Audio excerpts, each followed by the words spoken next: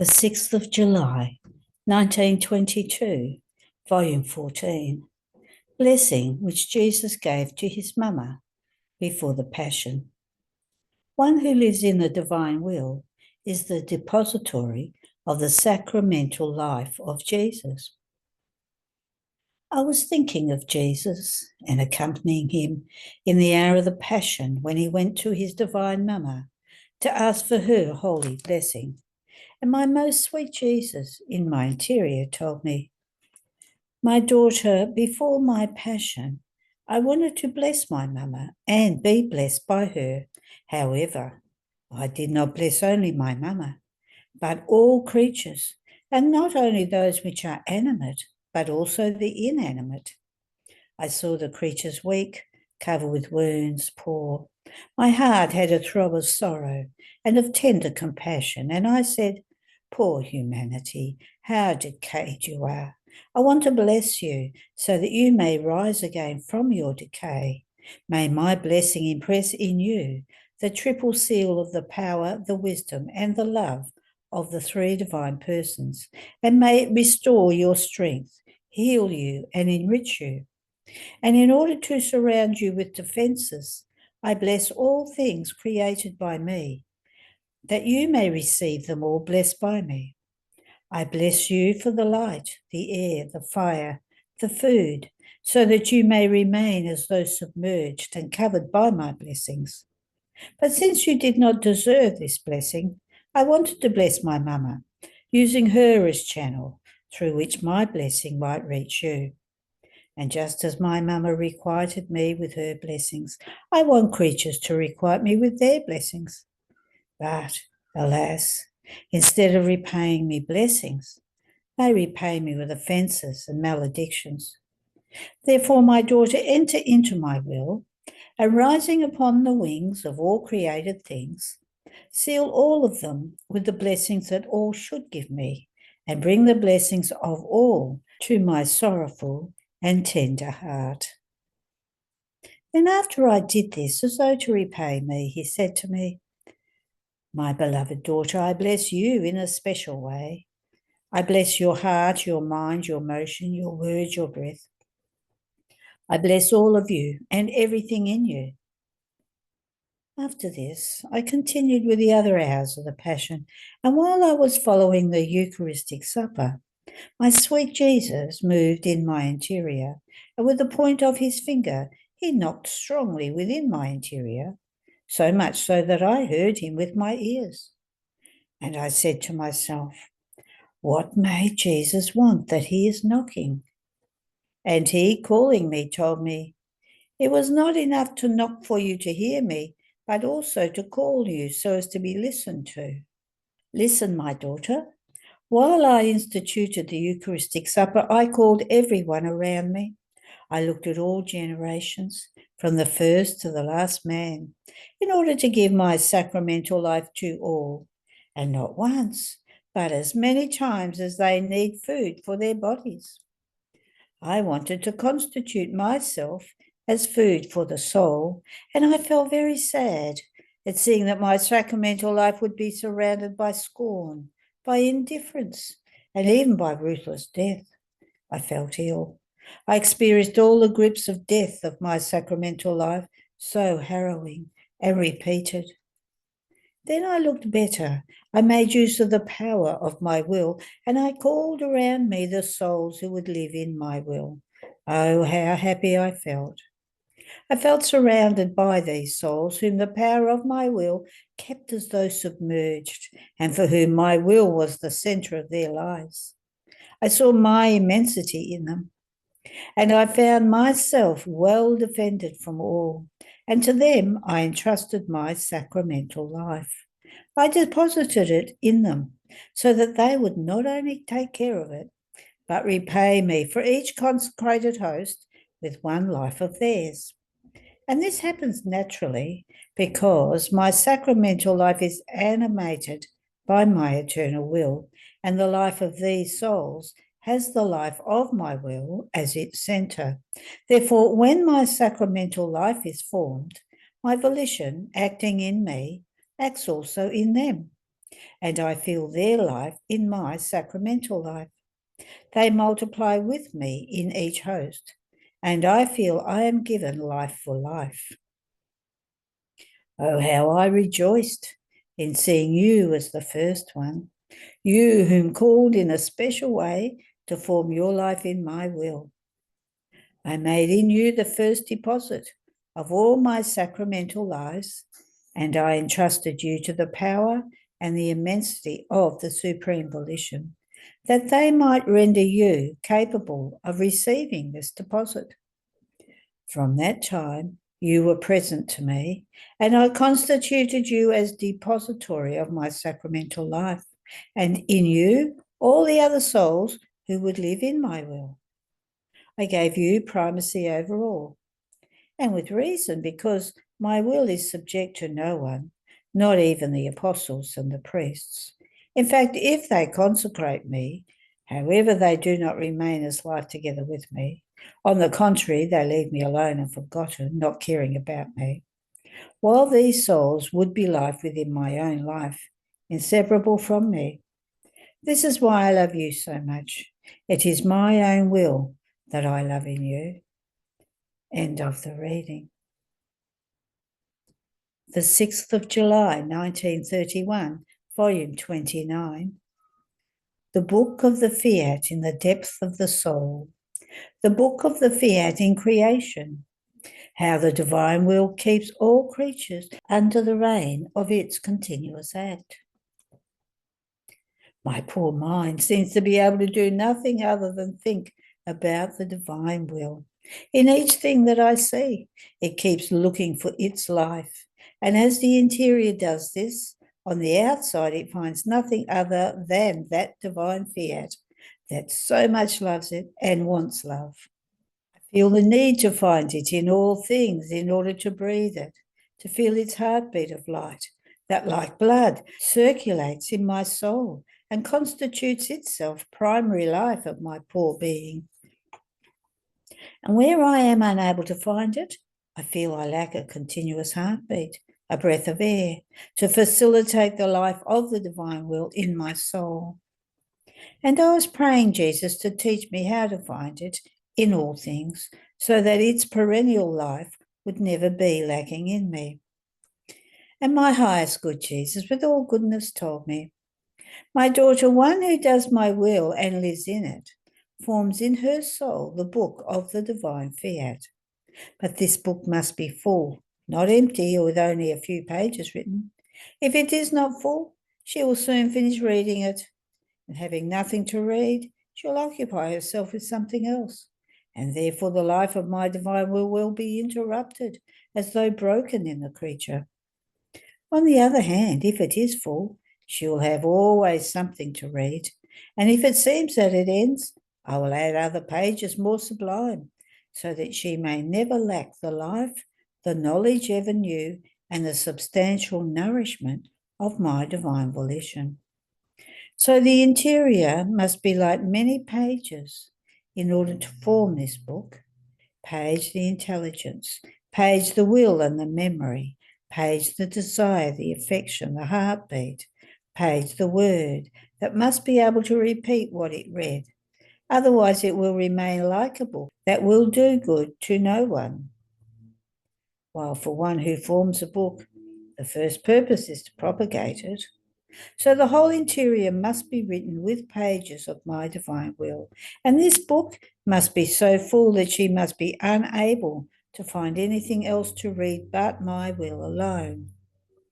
Now, when the soul has her interior book full, she will know very well the external book of the divine will. All of creation is nothing other than a book of it.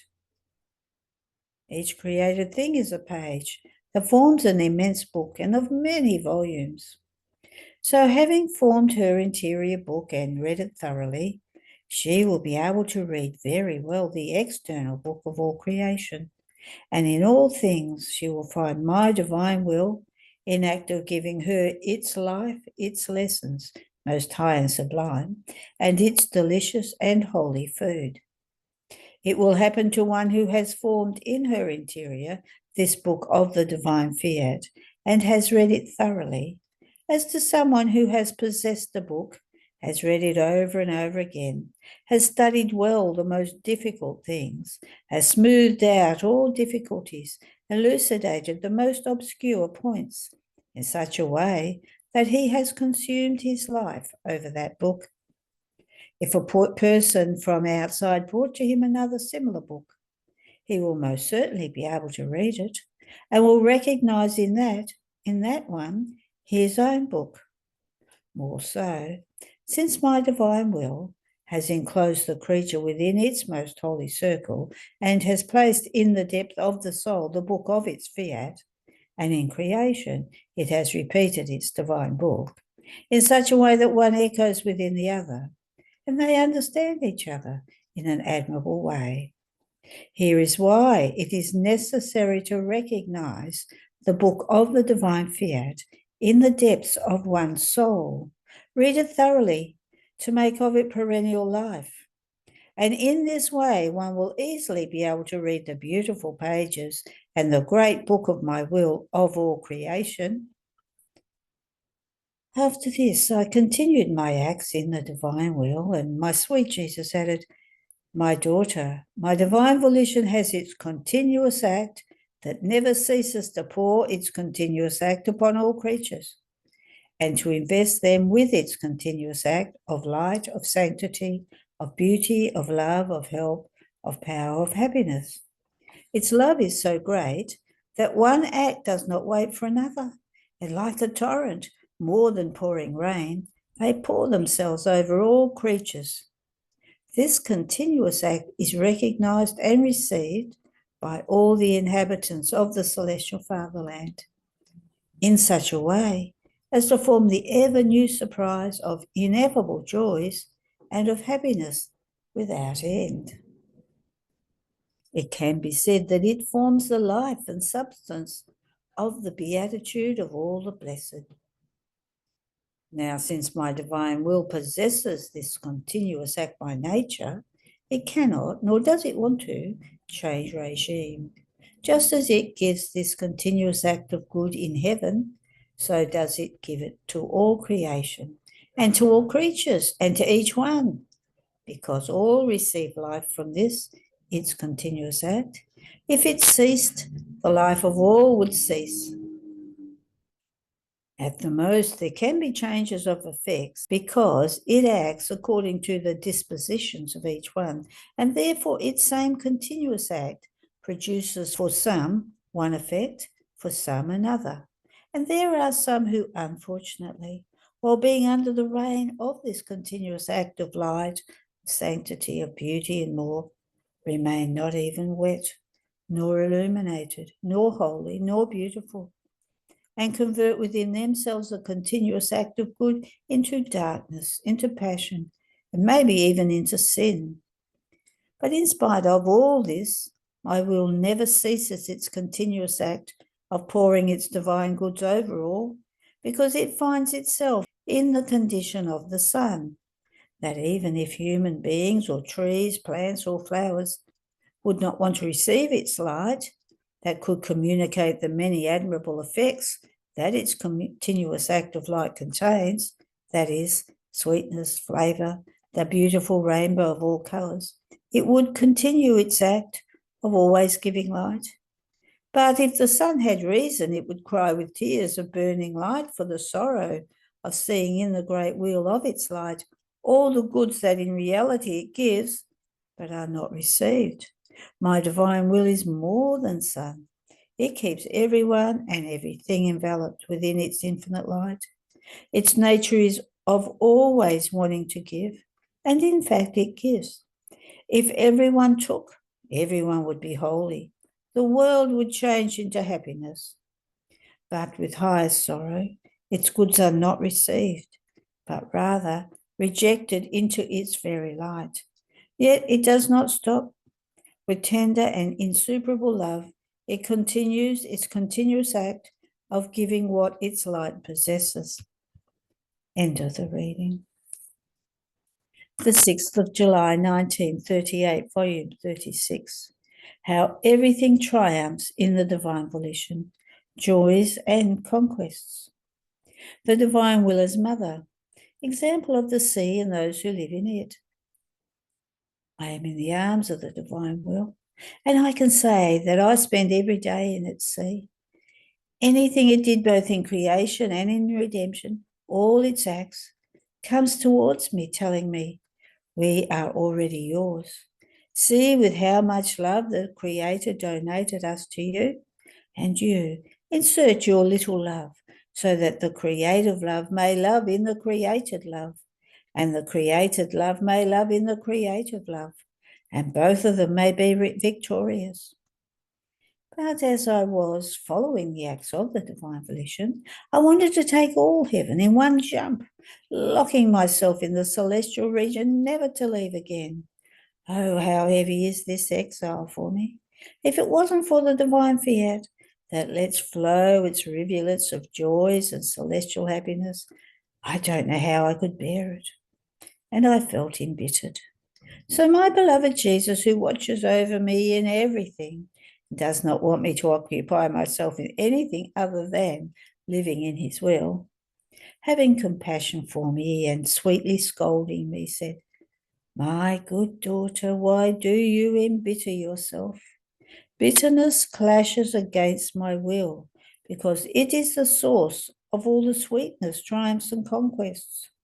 If the creatures feel bitterness, it is because they don't live in my will, and their will tyrannizes them, so they suffer from bitterness and remain defeated. Therefore, courage, my daughter. You must know that as the creature lives in my will, she feels the need for her heavenly fatherland. She feels it already her own. So, depriving herself of the heavenly glory for love of me, I feel as if she would give back to me everything in each of her acts. She gives me all heaven, the whole ocean of joys and happiness contained in the celestial regions. Wouldn't you give this content to your Jesus? Moreover, if I don't finish forming in you the kingdom of my will, how can I transmit it to the others? So please, just let me do. After this, he added, my daughter, my love toward one who lives in my will is such that I behave as a mother who had a crippled son, but possesses the power to give her son the rarest beauty. This mother lies over him, warming him with her heat. By kissing and hugging him over and over again, she restores the use of his limbs. She makes him beautiful, and looking at him as the fruit of her maternal love, she feels happy. However, the mother doesn't really have this power, so she will always be unhappy for her son. But what the mother doesn't have, I do have. My love is such that as she enters into my will, I lay over her, warming her with my love, to call her to new life. I kiss her again and again. I squeeze her to my heart to remove any evil that may shade her and take away from her divine freshness and beauty. Then I blow, sending her my recreated breath to regenerate her into new life and to give back to her the rarest beauty. Not satisfied yet, I form the throne of all of my acts, and I put my will on it as a king on his throne, reigning and dominating in this creature. Then I can say, what else could I have done that I did not do? Could I perhaps have loved you more and did not? You must know that my love reaches the point of excess. As the creature does her own acts in my will, I call in each act all of our acts, all possible, imaginable acts that we have done, even the very generation of the Word, done by the Holy Spirit, the whole creation, and my incarnation in time. Everything. In that act, we can close everything to be able to say, it is our act, a complete act. Nothing can miss. And the creature must be able to say, in your will, everything is mine, and I can give you everything, even your very self. Therefore, our glory and love echoes in all our works. Gathering everything, it pours even into our divine womb. Oh, how sweet it is to hear everything resound with glory and love to our Creator. But who gives us the opportunity to receive so much glory? The one who lives in our will. After a while, he added, my daughter, as the creature calls my will in her acts, in her prayer, my will repeats that act together with her, praying together with the creature. And since its immensity is everywhere, the creation, the sun, all heaven, the angels and the saints feel within themselves the strength of that creative prayer, and all of them pray. The prodigy of this prayer is omnipotent, and it involves all, giving itself to all. Only those who, ungrateful, don't want to receive it, remain without its effects. Therefore, my will possesses the virtue of prayer. Oh, how beautiful it is to see it praying in its divine way, and with its creative virtue that imposes itself on all, make everything pray. This prayer imposes itself on our divine attributes, making us pour rains of mercy, graces, forgiveness, and love. It is sufficient to know that it is our prayer, to say it can give everything. Now you must know that whether the creature does or does not do our will, whether she lives in it or not, she is already in its immensity, or better still, my will is the life of her life and act of her acts, and it continuously assists her with its creative and preserving act. Therefore, one who lives in it can feel its life, its power, its sanctity, and how much I love her. It happens to her as to the fish who lives in the sea and who knows it. She feels this divine sea that is her bed, carrying her in the arms of its celestial waters. It feeds her, makes her consume herself within it. It amuses and embellishes her. And if she wants to sleep, he forms her bed in its depths, permits nobody to awaken her. It even sleeps together with her. Such is the love of my will for the one who lives inside its sea and who knows it, that it does in her all the arts it wants to do. If it wants to think, it thinks in her. If it wants to look, it looks through her eyes. If it wants to speak, it speaks, keeping her in continuous communication, telling her many of the wonders of our eternal love. If it wants to work, it works. If it wants to walk, it walks. If it wants to love, it loves. My fiat is always busy with her, and she not only recognizes it, but she never leaves alone. She sinks more and more in its sea, because she knows that if she gets out of the sea, she'll lose her life. The creatures that live in our will are our celestial residents, and with their love they delight in forming the waves of our sea to amuse us and make us happy.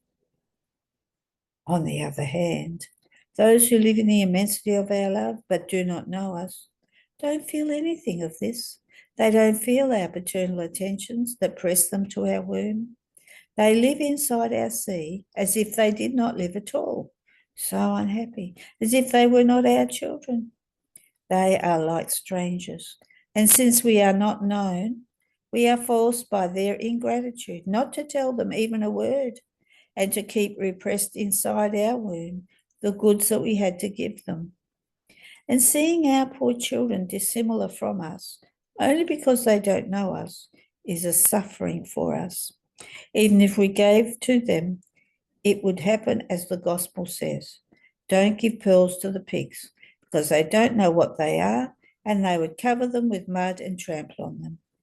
Therefore, it is knowledge that allows creatures to understand where we are, with whom they live, what they can receive, and what they have to do.